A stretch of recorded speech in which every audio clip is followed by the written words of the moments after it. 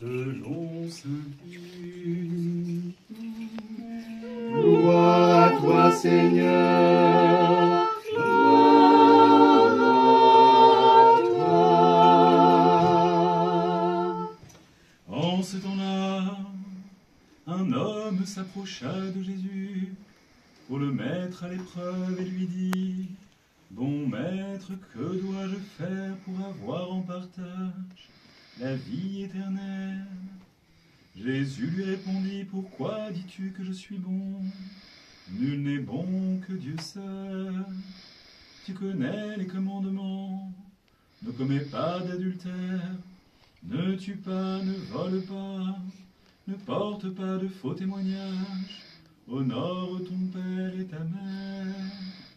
Il répondit: Tout cela je l'ai observé dès ma jeunesse. À ces mots, Jésus lui dit: Une chose encore te fait défaut. Vends tout ce que tu as, distribue-le aux pauvres, et tu auras un trésor dans le ciel. Puis viens et suis-moi. Quand il entendit ces paroles, il s'affligea grandement, car il était riche à l'excès. Jésus, le voyant affligé, déclara: Comme il est difficile à ceux qui ont des richesses d'entrer dans le royaume de Dieu. Il est plus facile à un chameau de passer par le trou d'une aiguille qu'à un riche d'entrer dans le royaume de Dieu. Ceux qui l'écoutaient dirent alors: Qui donc peut être sauvé? Jésus répondit: Ce qui est impossible pour les hommes est possible pour Dieu. Gloire à toi, Seigneur. Gloire à toi. Au nom du Père, du Fils et du Saint-Esprit. Amen. Bien chers frères, bien chers amis, ce qui est impossible à l'homme est possible pour Dieu. C'est une des paroles du Seigneur que nous devons absolument, dans notre vie spirituelle, dans notre vie de chrétien, sur cette terre déchue, sur cette terre qui est une vallée de larmes sur laquelle nous aurons nécessairement des épreuves à endurer, puisque notre patrie n'est pas ici-bas, notre patrie est au ciel, notre vraie place est auprès de Dieu, et non pas sur cette terre déchue, aux proies et sous l'influence du diable. Nous sommes une armée secrète dans un monde qui est occupé par l'ennemi. Et ainsi, cette guerre que nous menons en nous pour le bien, pour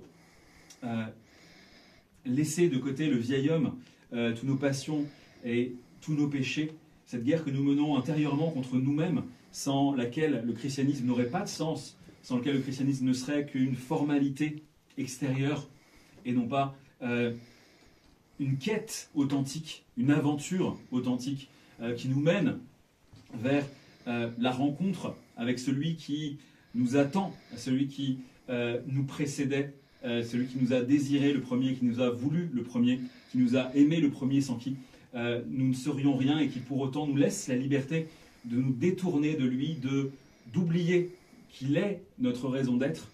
Eh bien, cette aventure, cette quête,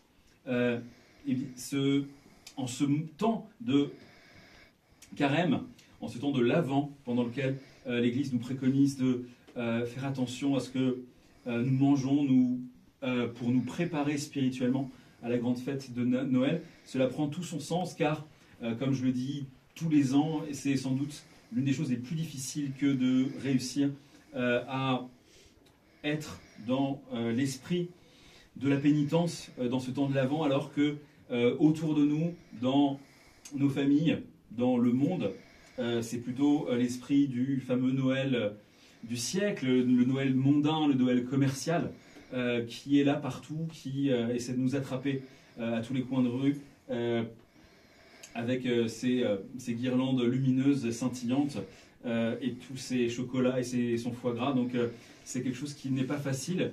Et pour autant, aujourd'hui, dans l'évangile que nous avons eu l'occasion d'entendre, on comprend que suivre le Christ, ça consiste vraiment à renoncer aux richesses du monde. Bien sûr que les pères nous l'expliquent bien, tout le monde n'est pas appelé à mettre en œuvre littéralement ce que le Christ ici conseille au jeune homme riche, c'est-à-dire de tout laisser, de tout vendre aux pauvres, de se dépouiller de la totalité de ce qu'il possède pour le suivre dans une vie d'errance, dans une vie monastique, dans une vie d'apôtre itinérant, n'ayant pas, comme le dit l'Évangile, de pierre sur laquelle reposer sa tête. Mais pour autant, les pères nous disent qu'en tant que chrétien, on doit nécessairement se détourner des richesses au sens où on ne doit pas considérer que nos biens matériels sont ce qu'il nous faut pour être heureux. En fait, nous sommes tous en quête de bonheur. Le point commun de tous les hommes, de toutes les langues, de toutes les cultures, de toutes les époques, de toutes les civilisations, c'est de rechercher d'être heureux. Et ce bonheur, Dieu ne peut pas nous le donner si nous lui demandons en dehors de lui-même. Parfois, certaines personnes se plaignent de ce que Dieu les oublie parce que Dieu n'a pas accédé à une demande qu'il leur a faite, parce que Dieu n'a pas eu l'air d'écouter une prière qui lui a été adressée. Et pourtant, la seule chose que Dieu nous donne, toujours et infailliblement, c'est lui-même, si on le lui demande. Et cette présence de Dieu en nous, que l'Église nous transmet dans l'Eucharistie, c'est la seule chose qui, en fait, soit nécessaire à notre âme, soit nécessaire à notre béatitude, car cette joie-là, la joie de la rencontre du Christ en soi, la joie de la rencontre de cet amour infini, sans lequel nous ne serions pas venus à l'existence, sans lequel nous ne persévérions pas dans l'existence, et sans lequel nous serions absolument annihilés, loin de cette grâce, loin de cette présence divine, loin de cette lumière, loin de cet amour qui est tout ce qui existe vraiment. Eh bien, cette présence de Dieu en nous, c'est ça qu'il nous offre nécessairement à chaque moment où nous le supplions de nous la donner. Ainsi, nous allons nous approcher de l'Eucharistie du Dieu qui se donne en nous, de ce roi qui se dépouille précisément, apparemment, de toutes ses richesses en revêtant notre nature mortelle, lui l'immortel, notre nature corrompue, lui l'impeccable, notre nature finie, lui l'infini. Il a donné l'exemple de ce dépouillement total. La richesse absolue, la richesse ultime, c'est celle de Dieu qui peut tout, et il nous montre l'exemple en se défaisant de tout ce qui, au ciel, le caractérisait, c'est-à-dire l'impassibilité, lui qui va devenir l'homme de douleur, et tous ces attributs divins qu'il va mettre de côté en acceptant de venir devenir ce que nous sommes, de venir souffrir comme nous souffrons, de venir pleurer comme nous pleurons, de venir même être torturés comme parfois nous sommes torturés.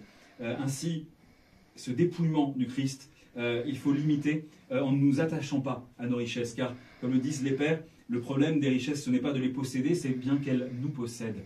Et la plupart des gens qui ont des richesses, qui ont l'amour en tout cas des richesses, le désir du confort matériel, du luxe et de toutes ces choses-là sont vraiment possédés par ce désir, possédés par ce qui devient pour eux une forme de besoin et qui les écarte, qui les éloigne de l'unique essentiel qui est dans notre vie, la présence du Dieu d'amour qui, comme le dit saint Basile, est le Dieu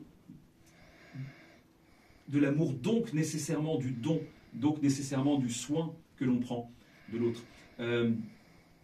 Comme le dit saint Basile, en fait, quelqu'un qui a du bien, il est dépositaire de cet argent pour le redistribuer ensuite à l'Église, pour le redistribuer à ses frères dans le besoin, pour faire circuler cet argent qui, s'il peut être bien utilisé, devient l'un des véhicules de la grâce, de l'amour. Qu'est-ce que c'est que la grâce de Dieu, sinon le don étymologiquement?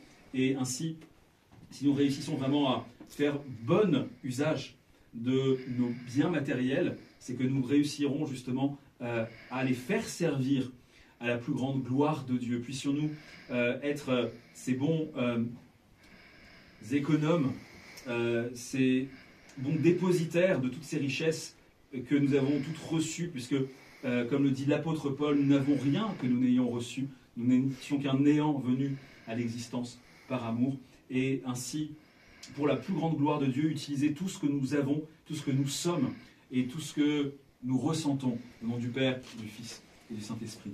Amen. Amen.